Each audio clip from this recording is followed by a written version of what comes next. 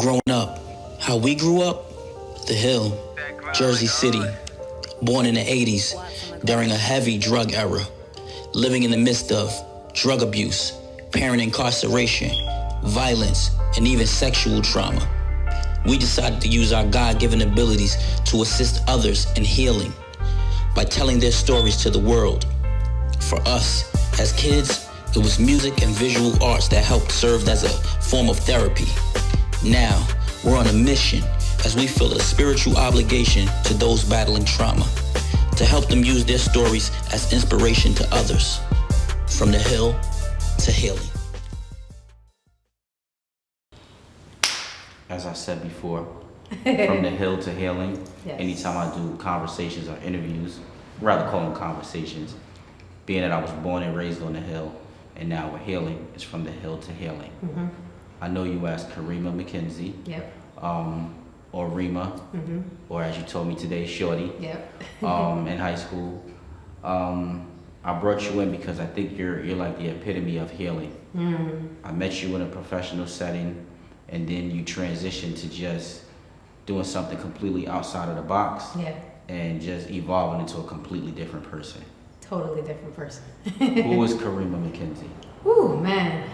I go by the name, you're the first place I'm gonna vocalize it. The unconditional lovist. That's who Karima is. The unconditional lovist. Yeah. It's been a journey, right? Born and raised Jersey City too. Ferris High School. And I ventured out to TCJ, studied math education, came back, wet behind the ears. They threw me in a classroom.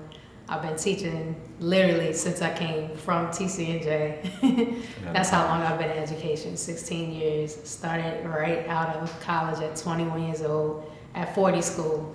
I taught at 40 school for 3 years. Then I went to Ferris, taught there for 7 years, and was a CIT for a short time, like 2 months.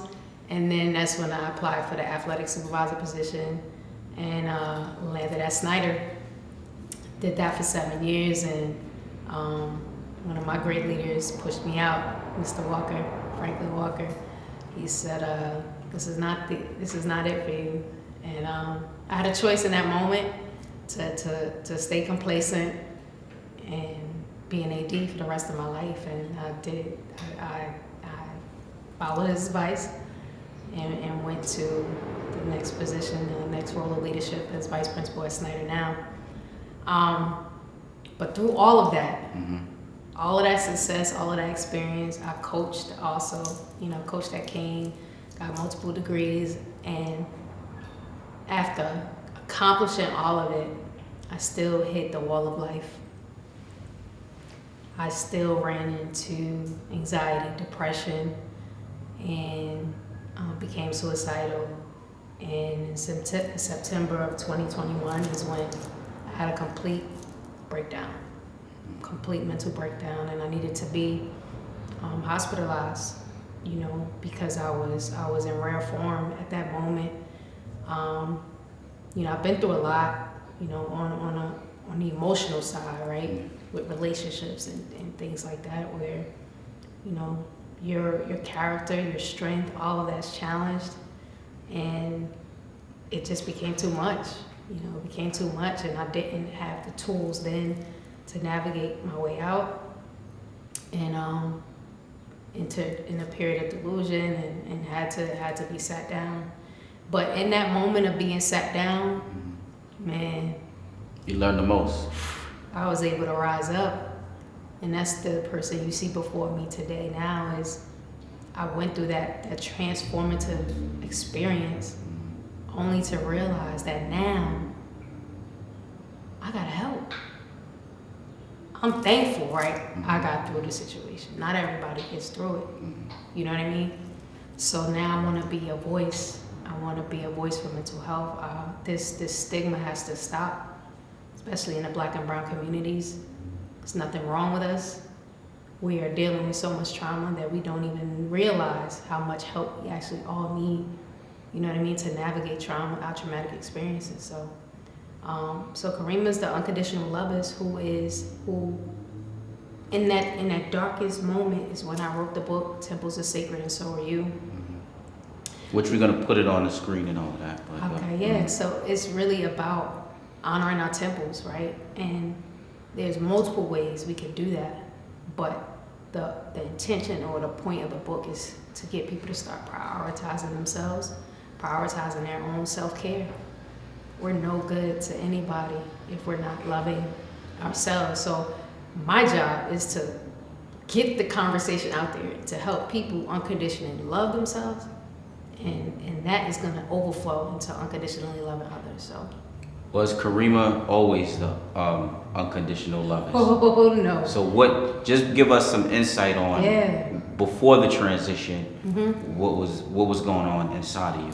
Okay, so before that, right, I was very closed off. I was very private. I was very cold. I was very guarded.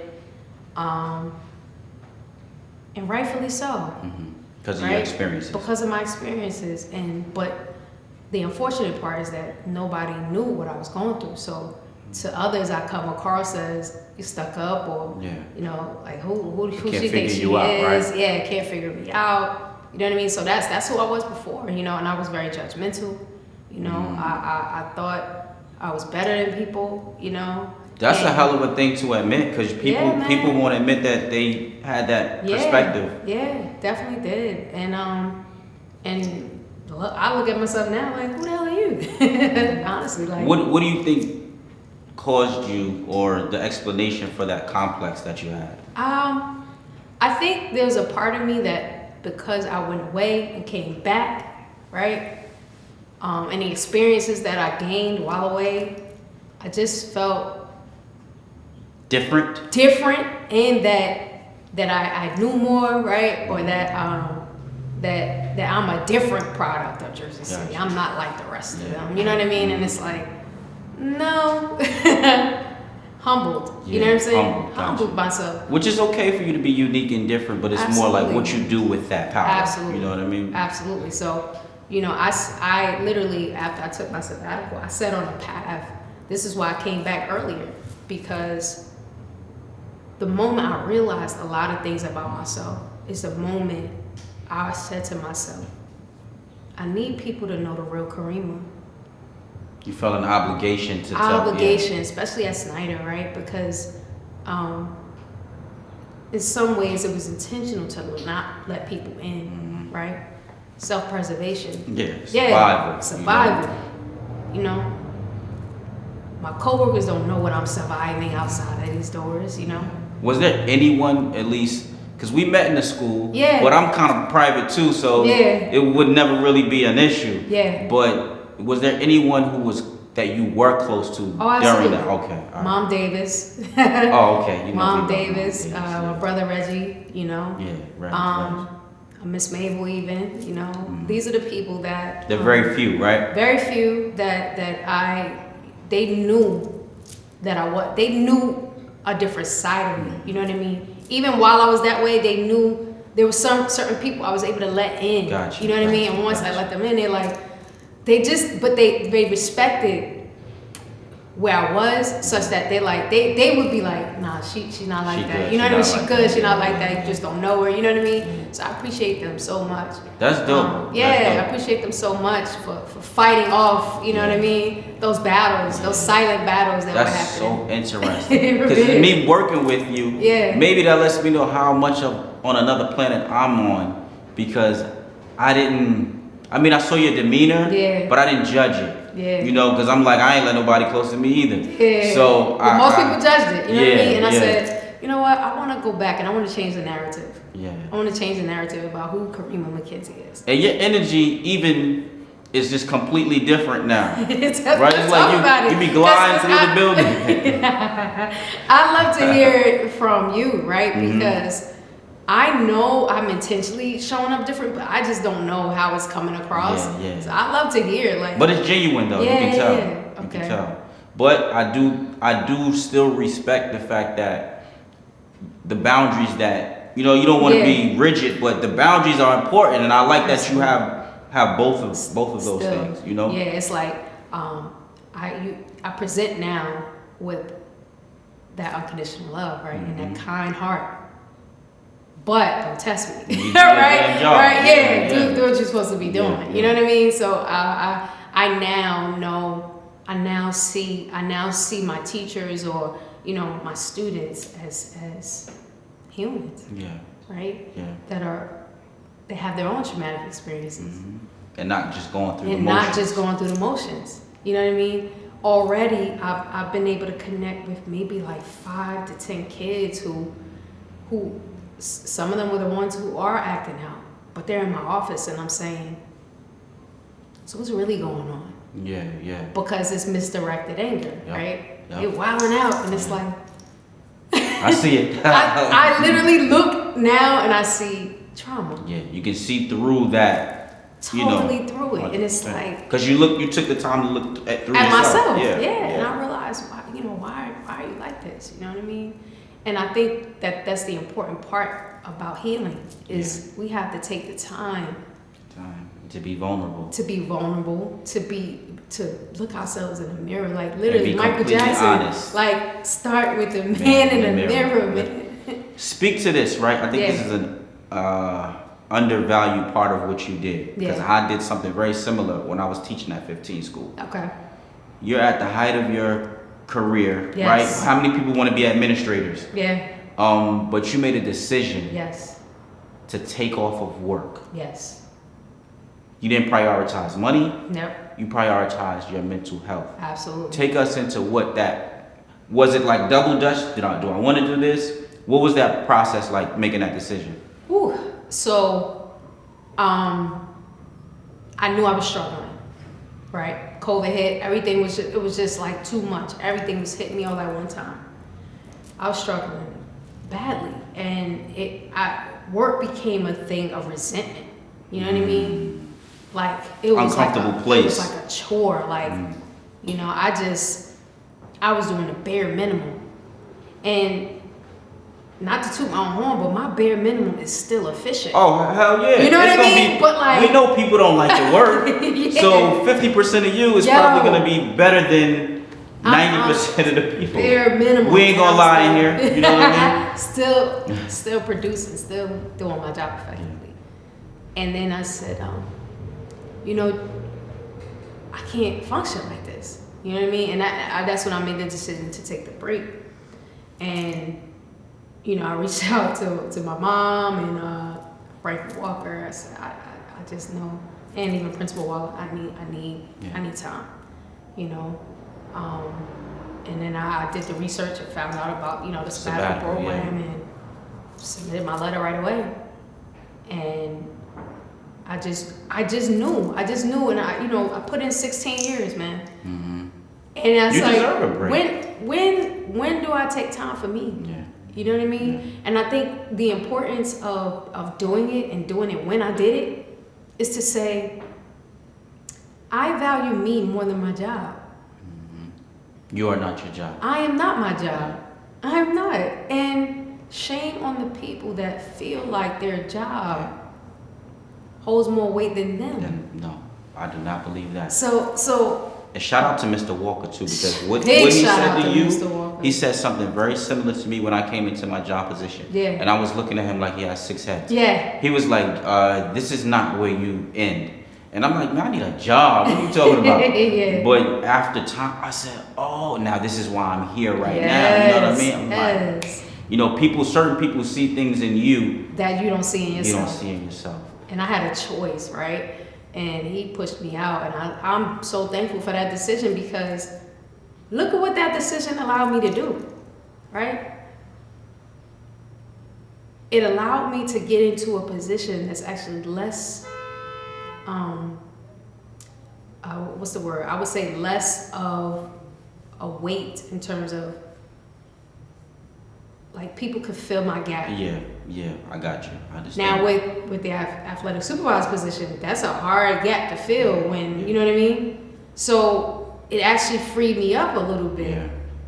And then it gave me the freedom and the flexibility to actually take the sabbatical. Yeah. And then for him to be the person who actually has to make the decision, this is a divine moment. So Mr. Walker, please, I need this. And he supported it right away. And it was right on time. Right on time. He's not here anymore. Right on time. Yeah. Divine timing. And then shortly thereafter is when I had the breakdown. Literally, like. What were your symptoms? Okay, so because people don't understand like what it looks like. Yeah. So, leading up to my hospitalization, I wasn't eating. I wasn't sleeping. In a period of 3 days, I probably slept maybe 4 hours, and I probably ate like I was only eating fruit, a couple pieces of fruit, and that literally, by that third day, I was literally in a period of complete delusion. Like, I did not know. I didn't know what was real. I didn't know what was real, and sometimes they call it dissociation. It was a manic episode. What they call it. I had a manic episode. I didn't know if you wanted to say it. Oh but no, man! Yeah. Let's call it what it is. You know. So you have a diagnosis? They gave me a diagnosis that I'm not claiming. Yeah. Right? It's just a label. It's just a label. They said I had a bipolar manic, episode. Yeah. So, bipolar disorder. Yeah. And that label didn't come down until like the end of my hospitalization from the psychologist or whatever. Welcome to that world. Oh well, they always want to label us quickly. Of course. Yeah. And it's like, who's to say everybody's not entitled to a manic episode? Life is hard, man. Life, society does not cater to us being. Absolutely. Listen, you can call me whatever. I got a diagnosis too. I'm not gonna say it, but hey, whatever. I don't mind saying it, right? But I want people to be educated about it because the stigma is so real that people, like, they hear bipolar, that means, oh, you get in a bad mood today, tomorrow. Nah, that's not what it is. It's not what it is, family. That bipolar manic episode is the result of lack of self-care. Yep, absolutely. Not eating, not sleeping, overwhelmed with emotions, not dealing with your emotions. Anybody can have a manic bipolar episode. 100%. And it only takes one for them to label it. Let's call it what it is. I had this one episode. Mind you, prior to that, I've been in therapy for 1.5 years. My therapist immediately wrote to that doctor and was like, this is not what this is. This is what it's called. She gave it a label that was indicative of an isolated incident. Like a major depressive episode. Absolutely. It was an episode. Yeah. One small chapter of my life. Yeah. That doesn't define. That doesn't define. I gotta adapt you that because you just educated people. You just educated people on those symptoms. Listen. So those are the symptoms I had, and then it took me. I went to the hospital. Of course, they threw all types of medication at me, and then it was like that third day in the hospital that I came to my right mind because now I'm eating properly, I'm sleeping properly, and things like that. Came to my right mind, and then I was like, pardon my French, what the fuck just happened? Holy shit. It's hard for people to grasp that concept, but it's real. Did this really just happen to me, right? Yeah. Me, the person who, got it all together, right? Yeah. Nah. You're looking at a mirror right now. Few and far between. This don't happen to me, right? No. Let's normalize the reality of the difficulty of life and how any one of us on any given day can end up in this situation. Absolutely. You know what I'm saying? Question. Right? And I this is my observation sometimes, right? Because I think some people on the outside have a difficult time conceptualizing everything that you said based on how they view you and perceive you, your success, right? Yeah. But do you sometimes feel like, damn, because it's not your genetic makeup or your psychological makeup. If you were irresponsible, if you weren't efficient, if you didn't care, and you use maybe more negative coping mechanisms for your stress, would you have had an episode? I question that sometimes because people who live carefree and are irresponsible seem to not, you know what I mean? They seem to be alright. I probably wouldn't have, right? But that's not who you are. That's not who I am. But I also think too, let's just talk about the reality of the support that I had, right? They immediately my homies, my high school homies, they had me on 3-way, like 4-way, like, yo, something wrong with Karima, you know, like literally wouldn't hang up the phone with me, making sure that I'm good. And then all my mom, everybody leading to the decision of, Karima, you need help, you gotta go, right? Where did you go? I went to Jersey City Medical Center. Okay. And then after that, I did an intensive program as well. Outpatient? Yeah, intensive outpatient. And some things to say about that. Most people without the lack of support doesn't even go into any institution, right? Yeah. Okay. So here we are, people are having these episodes and experiences regularly on a daily basis. Yeah. And it looks different. And now for I everyone. have a label only because I have people that care about me. Yeah. You know what I'm saying? Yep. So that's truly only the difference between us and them, is that you actually have people around you that's saying, you need help, brother. Yeah. Something's wrong. Yeah. And then the rest of them, even to the kids, or now I'm witnessing manic episodes every day in these children. Yeah. Because it looks different for It everyone. looks different for everyone, Yeah. but I see them flailing, and I see them breaking down, and I see them, Yes. you know. Did you have any, was crying any of your symptoms? Oh man, I cried hysterically. Yeah. For probably 3 days. Yeah. Yeah. Crying. It went from a really, really high to a really, really low. And I thought everybody was after me. You know what I mean? I thought that, I questioned everything about my life. It's I loud. thought I was the It's most real loud. horrible person in the world. And, I think people's gonna, come after me. All types of stuff, And, but look what got birthed from that. Yeah. Yeah. A book. Yeah. Like, you challenge so that I energy. literally can't be angry at all with that experience. I'm actually thankful for it, because in that moment I found God. Yeah. Right? I lost my soul only to find it again. Yeah. With the divine creator that now put me on a path of now changing the narrative, of now being the unconditional lovers, man. Like, to help people honor their temples. Yeah. And you're on a path of like least resistance. Everything is flowing. It's coming easy. So I see you talking to kids. Yeah. For young people, right? Yeah. Like, and I'm asking this for a reason. Yeah. Life is hard, like you said, right? That's the first part of the book. Speak to the importance of, if you can, why it's important to not, when it comes to decision making, to not make your life harder than it has to be. Absolutely. Because it's gonna hit you. It's gonna hit you no matter what. So be proactive. We have to really be proactive about this thing called life. Yeah. And I think too often we've coddled children. We made them believe that, when you become an adult, everything is sweet. Because that's why they think they rush into adulthood, right? All of them want to be grown so quickly. Only to realize that it actually gets harder and harder. The older we get, it actually gets harder. Yeah. You know what I mean? And I remember being in the hospital angry, right? I was reflecting on my 12-year-old self, and I was like, hey, yo, why ain't nobody tell me this, yo? Like, that was the premise of me wanting to write this book. The beginning is to say, yo, this stuff it's not a game. Yeah. It's difficult. It's priority. It should be. It's difficult. So I have to be the voice right now to say that's the one thing I want these kids to know.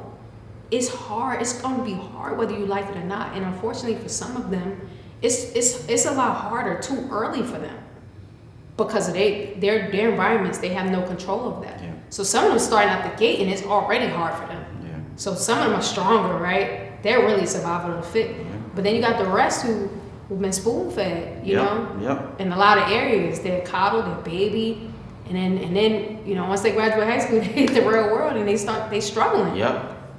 So Temples of Sacred is to try and prepare them.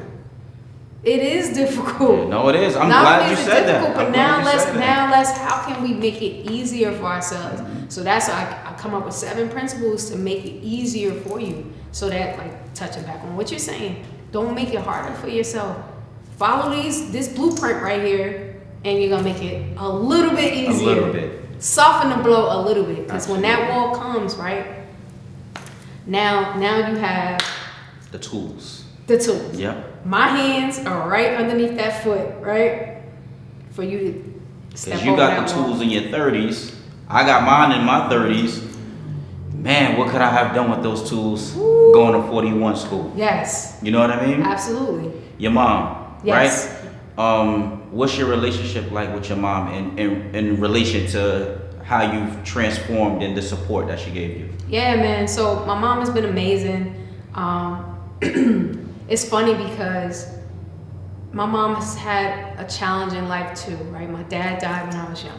You did tell me that. Yeah, how old? So 5 years old. My brother was 8. And she's... Lorenzo can speak to that, you know, the executive producer today. Yeah. Salute. And she has abruptly, right, to raise 2 children on her own. You know what I mean? So she's navigating herself. And unintentionally, you know, she didn't know what I needed, right? And one of those things was just emotion, right? Expression and feeling loved, right? It's not until my late 30s, right, that I realized, oh, that's one thing that I felt I missed or needed, right? But the beauty of now is that as I heal, right, I'm healing our relationship. I'm healing what it is that she couldn't provide.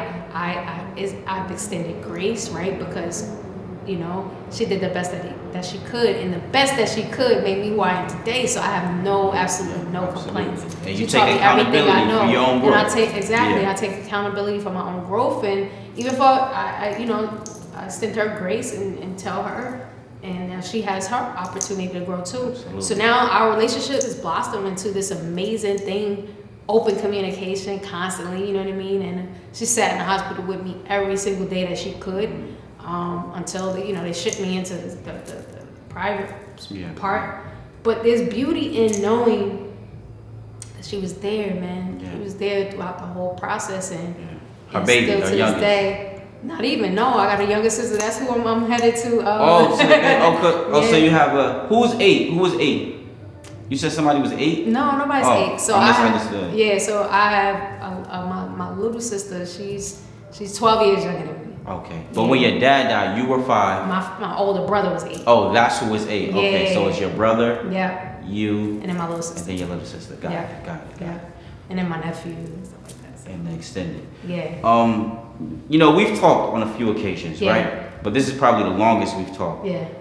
That's why it's so organic, because it's on camera. Yeah. So now that I'm hearing you speak, what I think about is philosopher. You know what I mean? Like a philosopher of life, because the articulation that how you just articulated those things, to be honest, man, is even a VP position can't hold that.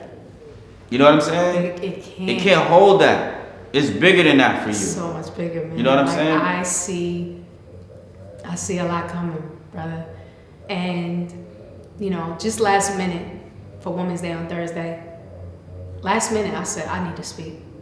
I went up to Walla and said, I need to speak. I need to speak. And she said, okay. And I had about 5 to 7 minutes, and I poured my heart out. And that domino affected, man. I got girls coming up to me left and right. Even if they didn't say nothing in that moment, they're going to come to you. Copies of the book they're asking for. And then after that, the women that were there, Stacey Flanagan, Jersey City, Angela McKnight, okay. All these women now. Angela. You know what I'm saying? Mm-hmm. Immediately, I'm on Angela's podcast tomorrow. Stacey's like, we got to get the books in these hands, books on or something, whatever. Like, all because I looked out at these girls, and I looked at the people that were there. I said, I gotta speak. No, hell yeah. Sometimes I can't dim my light anymore. You know what I mean? Actually, you shouldn't. Yeah. It's tough because I feel like us, when we work in the school system, especially here, it's like we're too close. We're like, nah. Yeah. Because the position pigeonholes you. It does. Nah. And it's like, just because I'm here as a VP, no. I need to speak. No. Yeah, absolutely. And it was the best decision I did for myself in that moment, because the the same ideas that people have of me, I was like, oh, this is the opportunity now. I gotta show these people platform. that I'm showing up different. Yeah. I'm not the old Karima, folks. No. Did you speak at the Tigers then? I need to.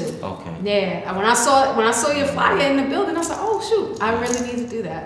Yeah. That's the next thing. So now it's about getting the message out, getting my voice out, and interacting and getting the book out in the hands of these young kids. We're going to promote that thing. Yeah, man. We're connected to this interview. Absolutely. I'm not going to keep you too much longer, but there's like 2 things that I need you to speak on. Come on, brother, I'm with it. Make healing great again. Yes.